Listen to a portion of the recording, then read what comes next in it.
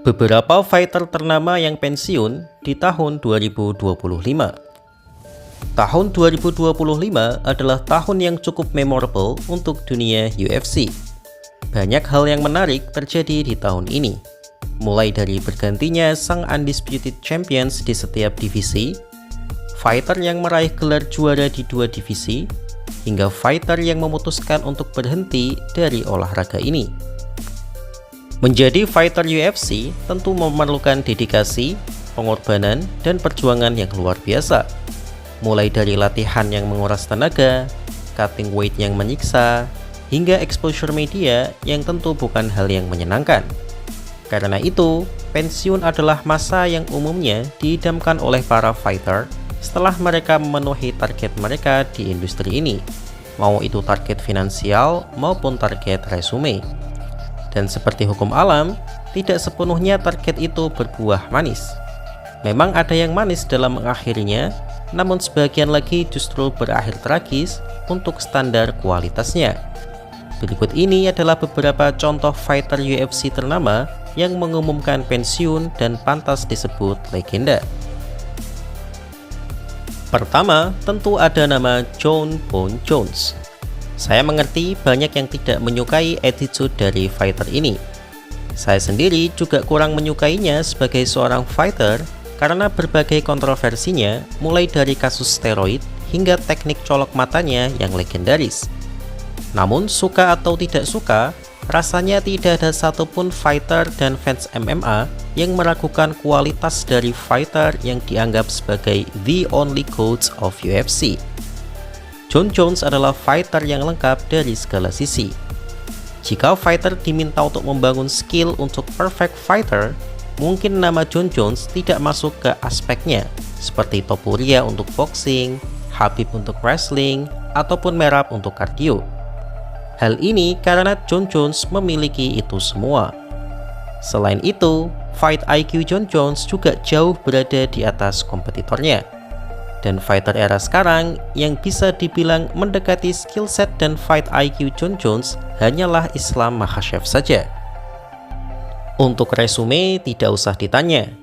Ia adalah fighter dengan jumlah title defense terbanyak dan memiliki status juara dua divisi, yaitu light heavyweight dan heavyweight. Meskipun terdapat beberapa kontroversi di sana, tapi menang tetaplah menang. Dan meskipun dituduh lari dari Tom Aspinall, Jon Jones mengakhiri karirnya setelah mengalahkan sang GOAT heavyweight yaitu Stipe Miocic. Ya walaupun Stipe-nya udah tua banget sih, 42 tahun. Nama Jon Jones pasti akan tetap masuk dalam GOAT conversation. Nama kedua adalah Henry Cejudo. Fighter yang akrab dipanggil Triple C ini adalah fighter yang menurut saya sangat underrated karena tidak banyak yang mengingat prestasinya. Memang betul keputusannya untuk comeback ke UFC setelah melewati masa primanya adalah blunder besar yang mengakibatkannya kalah 4 kali beruntun. Tapi di masa pensiunnya yang pertama, ia adalah fighter dengan gelar terlengkap sebagai atlet combat sport.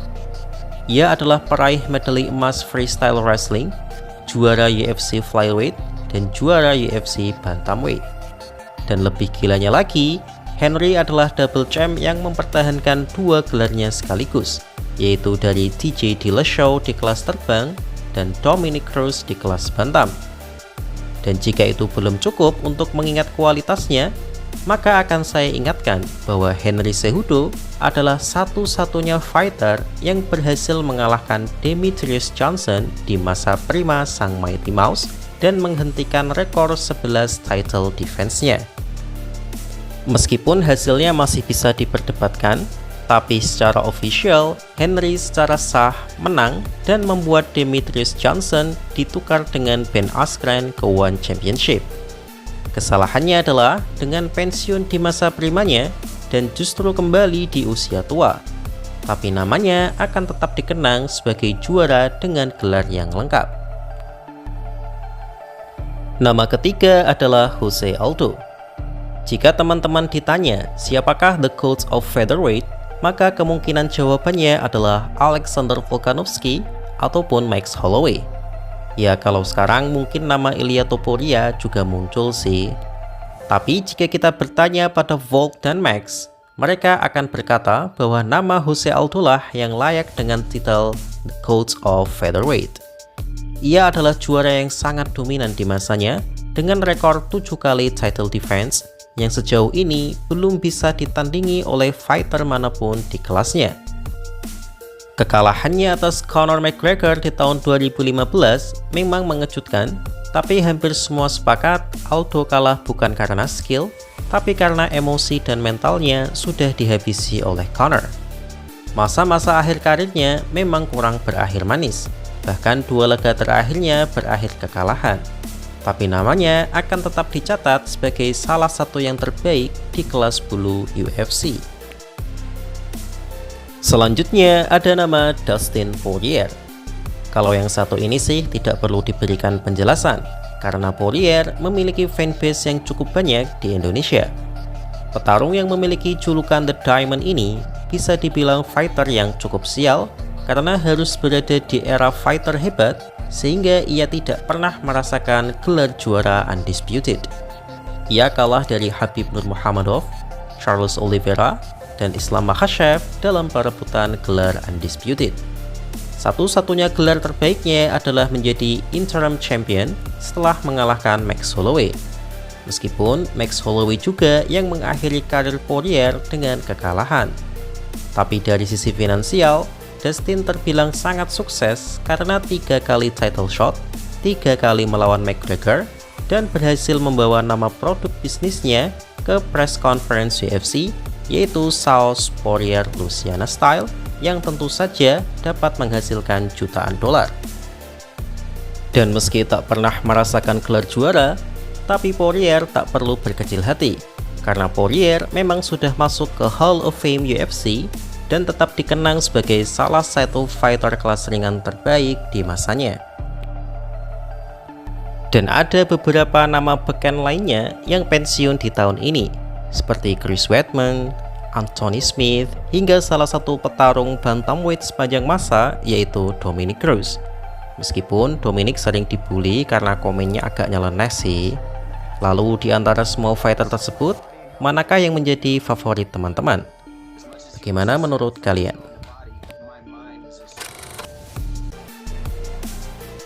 Dan saya setuju dengan ucapan Jorge Masvidal yang mengatakan bahwa grappling adalah seni yang indah, tapi ia tidak suka dengan grappler yang hanya mencari control time. Ia sangat suka dengan grappler seperti Khabib yang tidak hanya mengontrol tapi juga menyiksa lawannya. Dan ground game akan sangat menarik jika kedua fighter memiliki skill ground game yang sama baiknya.